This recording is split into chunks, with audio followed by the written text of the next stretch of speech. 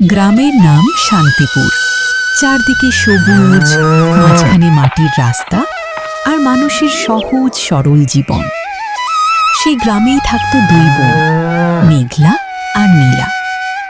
দুজনেই অবিবাহিত, বয়স হয়েছে বিয়ের যোগ্য, কিন্তু তাদের ভাগ্য একেবারে আলাদা পথে চলছিল।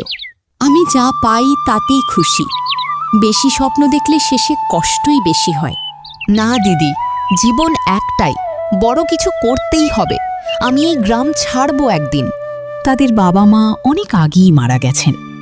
ছোট্ট একটা ভাঙা বাড়ি আর সামান্য জমি তাদের সম্বল। মেঘলা ঘরের কাজ করে, মানুষজনের বাড়িতে সেলাই করে। আর নীলা, সে বড় স্বপ্ন দেখে, শহরে গিয়ে নিজের জীবন বদলানোর। নীলা, আজ বাজার থেকে চাল আনতে হবে। টাকা কম আছে, সাবধানে খরচ করিস।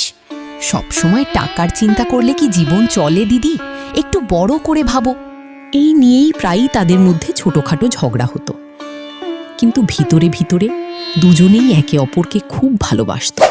একদিন গ্রামে এলো শহর থেকে একজন লোক। তিনি একটা সেলাই প্রশিক্ষণ কেন্দ্র খুলতে চান। যে মেয়ে ভালো কাজ শিখতে চায় তাকে আমি শহরে নিয়ে গিয়ে কাজের সুযোগ করে দেব। দাদা, এটা আমার সুযোগ, আমি যাব। শহর সহজ জায়গা না নীলা, মানুষ চেনা কঠিন। আমি ভয় পাই না, আমি নিজের ভাগ্য নিজেই গড়ব। শেষ পর্যন্ত নীলা শহরে চলে গেল। মেঘলা একা হয়ে গেল সেই ছোট্ট ঘরে। শহরে গিয়ে নীলা প্রথমে অনেক কষ্ট পেল। কাজ কঠিন, মানুষ অচেনা, আর প্রতিযোগিতা ভয়ঙ্কর। আমি কি ভুল করে ফেললাম? না, আমি হারব না। দিনের পর দিন পরিশ্রম করে, ধীরে ধীরে সে কাজ শিখে নেয়। তার হাতের কাজ এত সুন্দর হয়ে ওঠে যে সবাই তাকে চিনতে শুরু করে। এদিকে মেঘলা গ্রামের মধ্যেই থেকে যায়। সে নিজের সেলাই কাজ বাড়ায়, মানুষ তাকে বিশ্বাস করতে শুরু করে। মেঘলা, তোমার কাজ খুব ভালো। আমার মেয়ের বিয়ের কাপড় তুমি বানাবে? অবশ্যই, আমি মন দিয়ে বানাবো। ধীরে ধীরে মেঘলারও একটা সম্মান তৈরি হয় গ্রামে। শহরে নীলা একদিন এক লোকের কথায় বিশ্বাস করে টাকা বিনিয়োগ করে। লোকটা প্রতারণা করে সব টাকা নিয়ে পালিয়ে যায়। আমি শেষ হয়ে গেলাম, সব শেষ। সেই মুহূর্তে সে বুঝতে পারে বড় স্বপ্ন দেখতে হলে বুদ্ধিও দরকার। অবশেষে নীলা গ্রামে ফিরে আসে, মুখে ক্লান্তি, চোখে হতাশা। তুই ফিরে এসেছিস, এটাই আমার জন্য যথেষ্ট। দিদি, আমি ভুল করেছি, আমি সব হারিয়ে ফেলেছি।